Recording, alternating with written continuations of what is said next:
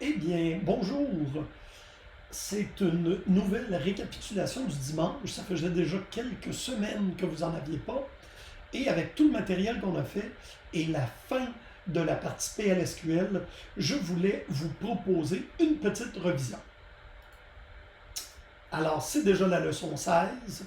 Ce qu'on va couvrir, c'est les standards de développement en PLSQL, comment instrumenter votre code, qu'est-ce que la Javadoc et comment elle s'applique à PLSQL, des outils pour faciliter la création de votre API PLSQL et vos tests unitaires. Et je vais vous parler de l'exemple cours TAPI que j'ai fait pour vous permettre de pouvoir bien regarder le type de livrable et comment vous tester avant de remettre votre TP. Donc, les objectifs d'aujourd'hui, ça va vraiment être de vous aider à créer vos packages de votre code source pour votre API, de vos tests unitaires. C'est principalement ça. Alors, les packages de notre API. Je vous ai parlé rapidement de Logger. Vous avez une documentation à la leçon 13 très détaillée qui s'appelle Instrumentation avec Logger. Alors, je vous suggère de la reviser, mais si on passe rapidement, Logger, c'est un logiciel libre qui nous permet de journaliser des traces. Des traces, c'est vraiment quelque chose qu'on désire écrire dans une table, soit qu'on est passé dans un bout de code, soit qu'on veut mettre un neurodata, pour être capable de voir ce qui s'est passé. Et c'est une procédure autonome, ce qui veut dire que même s'il y a un commit pour préserver la trace dans le journal ou la table de journalisation, qui s'appelle ici LoggerLog, eh bien, ça ne forcera pas un commit dans votre application. Alors ici, vous devez comprendre que pour utiliser Logger, il doit être installé. Et lorsque vous rédigez vos méthodes, fonctions ou procédures, dans un premier temps, vous devez déclarer les variables qui serviront à Logger. C'est du copier-coller. La documentation se trouve dans l'instrumentation avec Logger, le document dont j'ai fait mention. Générer l'API sans effort. Qu'est-ce que je veux dire par là? Ben, dans les faits, votre API, vous en avez fait un bout, mais pour pas que vous ayez à tout répéter, je vous ai montré en classe comment générer l'API au complet, sauf le select. Alors, il y a deux bouts à l'API. Il y a l'API PLSQL et ses tests unitaires, et il y a des générateurs pour les deux parties. Donc, on a ici, directement à l'intérieur d'SQL Developer, lorsqu'on est connecté, on peut aller sur une table dans notre schéma, faire bouton droit, table et Generate API, ce qui va générer l'ensemble du code de l'API, qui est par exemple ici.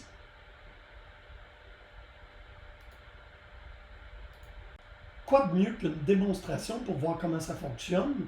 Alors, vous êtes sur votre connexion, vous ouvrez l'onglet Table qui est ici, et à partir de là, vous allez sur la table que vous désirez générer l'API, faites bouton droit, Table, Generate Table API. Et oui, c'est aussi simple que ça. Il vous reste par la suite à exécuter le script que vous avez généré. Du temps que j'y suis, je vais en profiter aussi pour vous montrer qu'il y a une facilité similaire pour générer vos packages de test. Je vais utiliser un autre utilisateur dans lequel se trouve un package.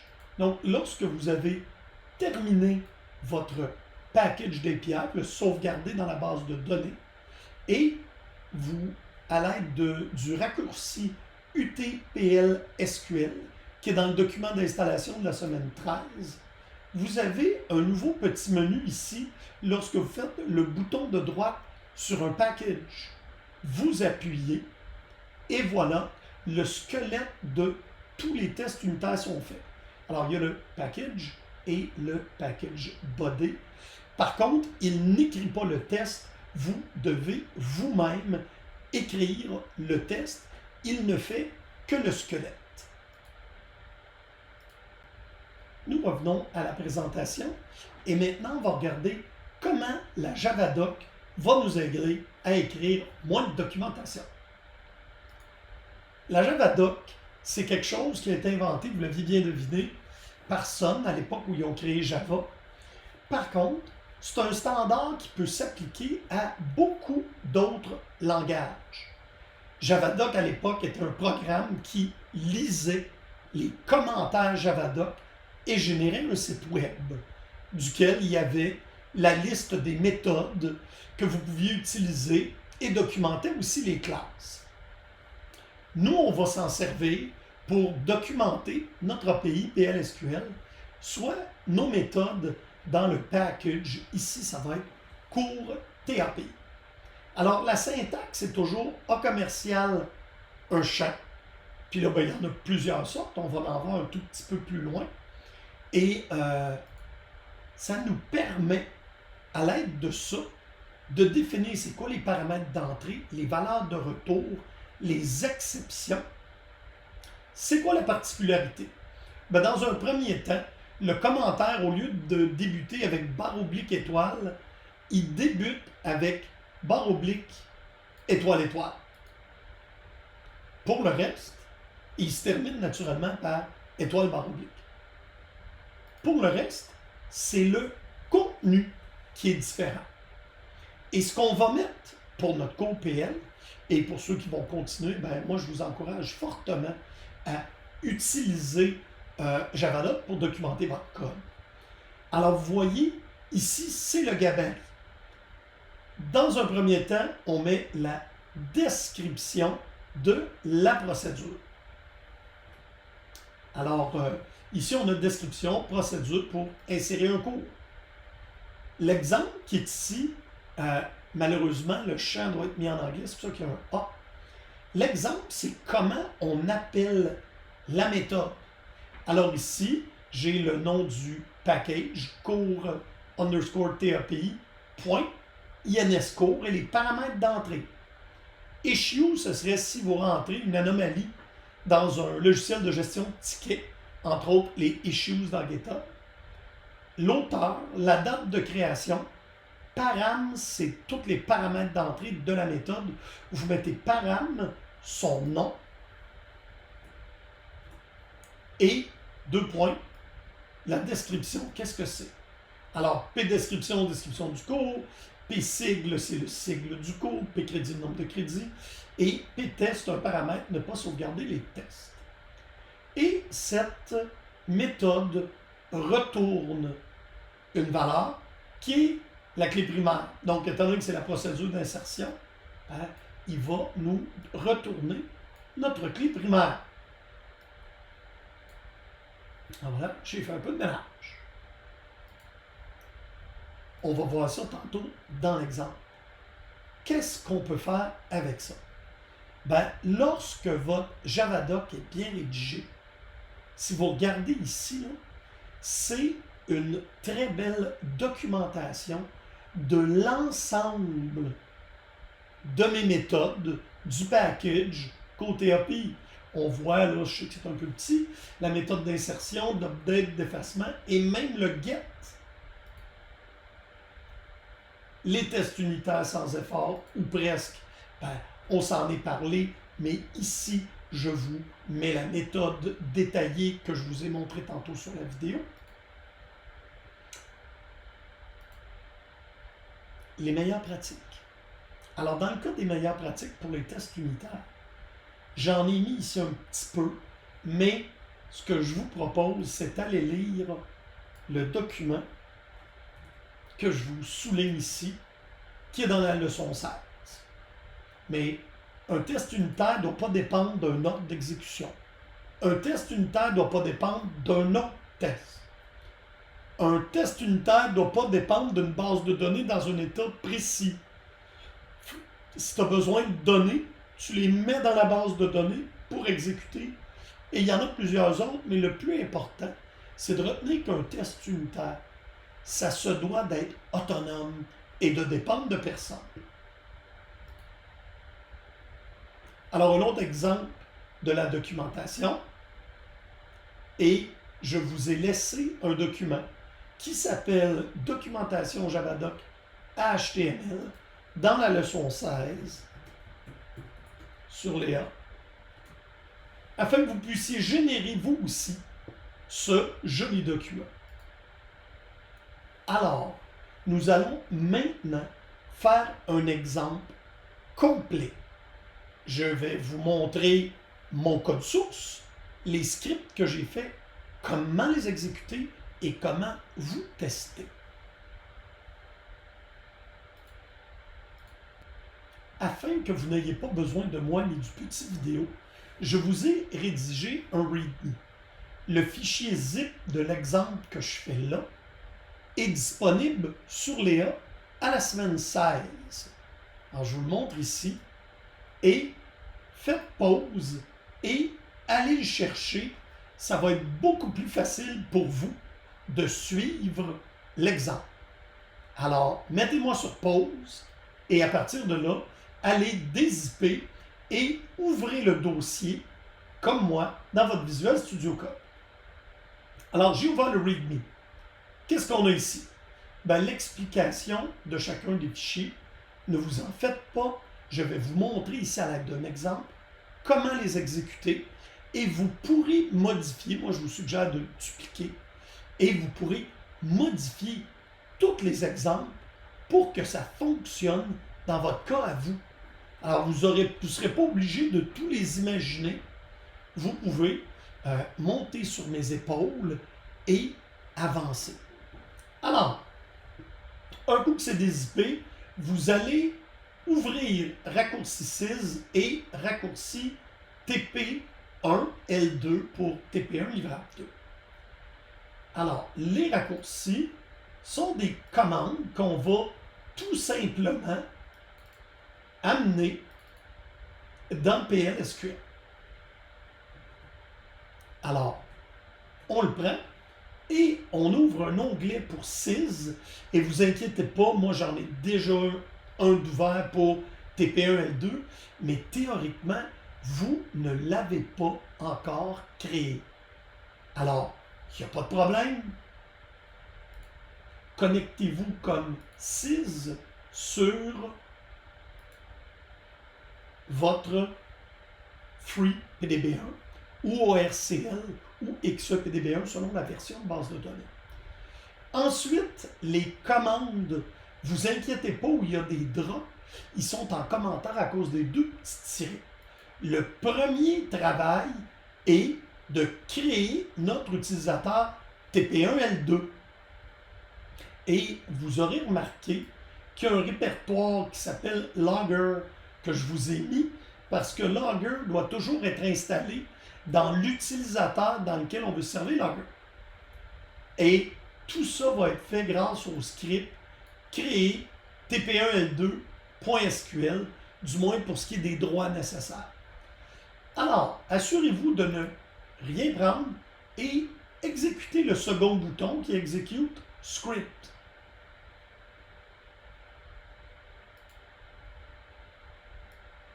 Si on regarde ce qui vient de se passer, on va voir que les commandes ont été exécutées. Ensuite, vous devrez, à partir d'une connexion existante, vous créer une nouvelle connexion pour TP1L2. Alors, si vous prenez Scott, vous avez simplement à changer ici le nom et ici, parce que j'ai utilisé bien naturellement la même chose qu'on a utilisé pour Scott, soit notre mot de passe Oracle.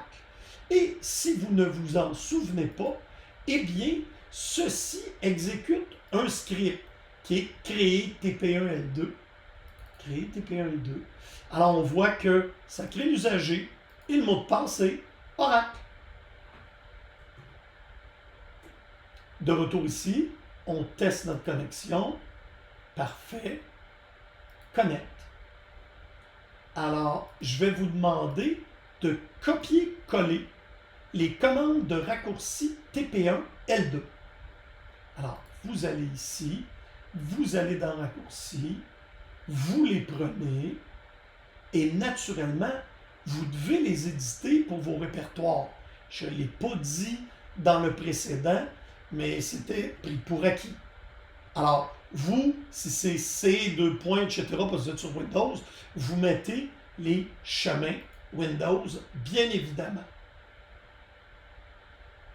On les exécute. Ne vous inquiétez pas des petites erreurs qu'on a vues passer. Et voilà, théoriquement, l'environnement est créé. Et qu'est-ce que ça a fait? Ça a fait plus que ça. On va regarder les résultats. Alors, ne vous inquiétez pas, il n'est pas 22h20, il est 5 heures de moins que 22h20. Alors, on voit le travail qui a été fait. C'est le message d'erreur que je vous disais ici qui n'était pas important. Ça, c'est l'installation de Logger. Un peu plus loin,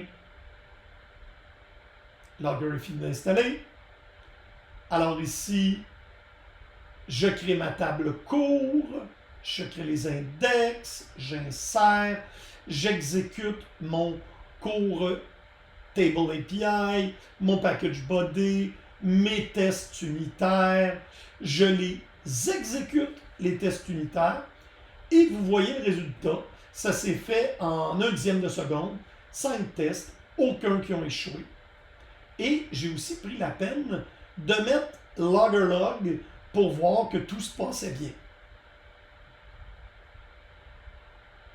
Alors, lorsque vous avez une sortie qui a l'air de ça, bien, théoriquement, tout a fonctionné. Mais on va aller voir comment la magie s'opère. Comprenez, ici, il y a vraiment 2 A commerciales. C'est parce qu'on exécute un script qui exécute des scripts. C'est un standard. Alors, que fait notre créer environnement? Créer environnement, il va créer un fichier de journalisation qui va s'appeler résultat.log. C'est lui qu'on a là. Il va mettre dedans la date que je l'exécute. Et il va installer Logger. Et là, il exécute cours.sql. Qu'est-ce que c'est? Ben, cours.sql, c'est la création des tables et tout ce qu'elle a de besoin. Alors, il n'y a pas de magie. Vous avez accès, et je retourne à créer environnement, à tout ce qui est là. Alors, après ça, il a été dans le répertoire des sources et il a exécuté cours TAPI. On va regarder notre répertoire source. C'est la spec. Create or replace cours TAPI. Et après ça, il va lancer le body. Et on voit ma Javadoc qui est ici. Et mes lignes pour Logger. Alors, gênez-vous pas, prenez l'exemple, il est là pour ça. Ensuite, il va aller exécuter le script dans le répertoire texte. Alors encore là, c'est la même chose. Le package body et le package spec. Prenez note que dans vos packages de test, vous n'êtes pas obligé de mettre la Javadoc parce qu'en fait, habituellement, le test doit être descriptif. Alors, vous voyez ici, il ne fait pas grand-chose, mon test. Hein? Il vérifie. En fait, il insère un cours avec les paramètres qui sont ici. Il l'écrit dans le DBMS Output, c'était pour m'aider, c'est pas du tout obligatoire pour vous. Et il vérifie que le ID cours devait être plus grand que 1, parce que vous voyez ici, je l'ai mis à 0 en partant. Donc, s'il n'était pas plus grand que 1, ça veut dire que mon cours ne s'est pas créé et que c'est revenu. Et là, je ne ferai pas le tour, mais j'ai fait un cas d'insertion où la description, le nom du cours était nul et c'est un nom nul. Alors, je le force ici à nul. Quand je vais faire ça, il va aller dans le When Others. Et là, je teste que mon code est moins 1400, qui est un Not Null During Insert. Puis en fait, si ça n'a pas fait ça, mon test d'erreur, il ne marche pas. Donc, j'utilise UT fail. Une exception devait se produire, mais elle ne s'est pas produite. Alors, je vais vous laisser explorer. Si on vient ici, alors, avec ça, je vide Logger. Et maintenant, j'ai un script exec-test qui va exécuter, parce qu'il ne s'agit pas de les créer seulement, il faut aussi les exécuter. Alors, begin, ut.run, moi je voulais rouler seulement mon cours test API, mais j'aurais pu faire aussi ut.run avec rien, ça aurait exécuté tous les tests. J'arrive ici, c'est le select sur Logger, et je ferme mon fichier de journalisation. Alors voilà, c'est tout. J'espère que cette petite présentation va vous aider à faire votre TP1 livrable 2.